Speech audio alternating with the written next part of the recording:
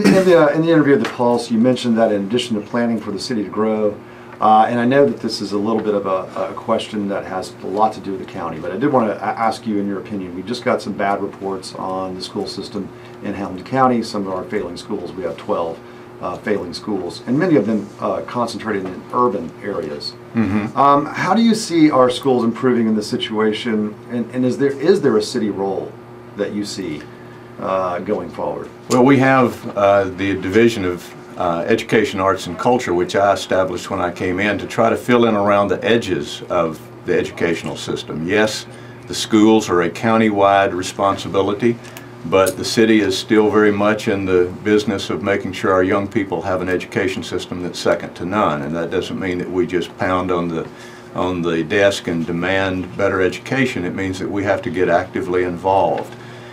More than 20 years ago, we had a gathering and we were talking about where to take the city and how to achieve what we wanted to achieve, and this was a broad-ranging group of people, and we talked about riverfront and downtown and all those things that we have achieved so much in those areas since that time. But the bottom line, we decided in that meeting, and I remember it very vividly, was education. That we really could not be a successful community unless we had an educational system that's second to none. So yes, we're still very much interested and involved. Let's go back to a little bit of a specific question. This was from an email. This is from Adam from Chattanooga. He states that the current city tax listed on the City of Chattanooga website is 1.939% per $100 of assessed valuation. City taxes are supposed to cover services such as sewer, roads, trash pickup.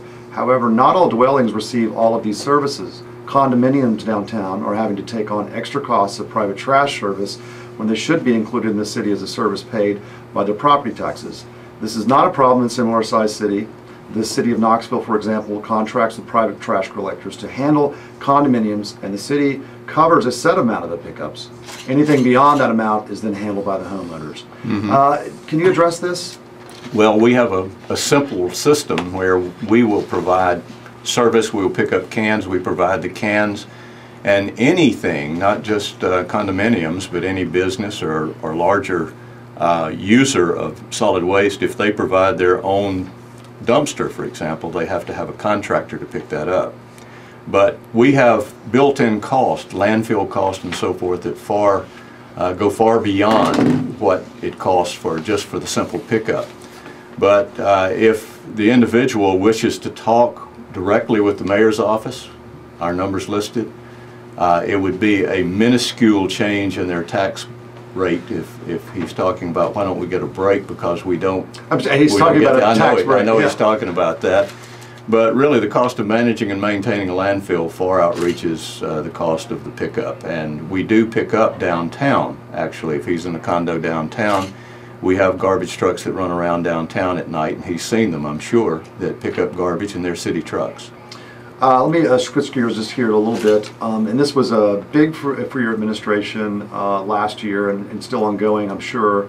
The proposed homeless campus was a major focus of your administration and a source of a lot of controversy. Sure. Where does that project stand at this time? Well, we just opened the Interfaith Homeless Network building there. We leased them the property at a very appropriate rate because they are an organization that works with 40 Christian and Jewish organizations to minister to homeless families, which means primarily women and children, and that's the fastest growing part of the homeless population. We took a piece of property in the old farmers market, and they raised $600,000. $150,000 of it was raised roasting me one night at a dinner. Sorry, I missed that. Yeah, so it was great. Yeah, someone said if we'd known we could raise that much money, having people say nasty things about you, we would have been easier to run you for office in the past. But in any event, that's a $600,000 building. If people drive down Baldwin Street, they will see it. They might not know that it's there. And behind that building is the SDS and Sethra Transportation Hub, which is $1.5 million building that will be opening very soon. They actually finished the building. It has a driver training education facility in it and all, and they provide transportation services to the entire region, including contract services to a lot of homeless providers as well. May I interrupt you right there and stop you right there? We'll get a check of traffic really quick. Okay. And see what's going on out there. Chris, tell us what's happening.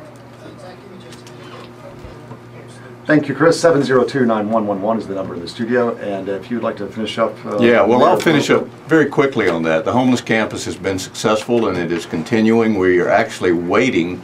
We held off on moving further with some of our developments down there because we're waiting for announcements from a couple of other users that are already in the area about expansion plans of their own before we decide. We don't want to use up the property unless we're sure that we're using it absolutely in the appropriate way. Property in that area is a limited commodity. But we are moving right along. It has been successful. The community kitchen expanded with a $250,000 grant from the city, and they built their facility they've been talking about for years. So we're actually taking those plans off the shelf and putting them into concrete down there and getting results. Speaking of the dollars and the cents side of things, the current economic conditions are pretty bad. Yeah. Although our city has fared better than others. The city budget was a difficult process. What is the biggest challenge for your administration that, when it comes to something that it wants to accomplish in relation to a strained budget? Is there a particular project that is in danger? Well, this is a time of great opportunity because of the economic development successes that the community has had with Volkswagen, Alstom, and a lot of others, Gestamp, and you can go down the list. But it is the most challenging time that I can recall, and I've been involved in this for about 40 years, because of the significant economic downturn which has depressed sales tax revenue, which in Tennessee is how governments mainly fund their budgets above property tax. Property tax is a part of it, but the thing that enables us to do the things that we like to do is sales tax, and right now that's in very, very short supply. So we've got this pull from the need to do things to take care of the opportunities that we have with this great economic season that we're in locally, and we're struggling because of the economic season that we are globally dealing with. Well, Mr. Mayor, we really appreciate you coming on the show in the program. We invite you back sometime. You guys out there can pick up a copy of The Pulse at 240 locations around downtown. We have an extensive interview there with Mayor Littlefield and Gary Poole, our news editor, conducted that. A lot of details there about annexation and metro government, and thanks very much, Mr. Mayor. We really appreciate your time. Anytime. Thank you. We'll be right back. We're going to get headlines, traffic, and weather for you right now. 95.3 Pulse News. Your Honor, would you mind if I took a photo of you reading the Pulse?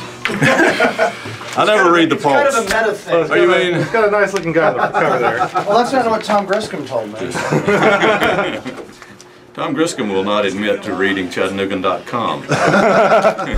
No, he told me y'all were walking down there and you saw one of the boxes and said, "Oh, I need a second to get a real newspaper." Yeah, I did that.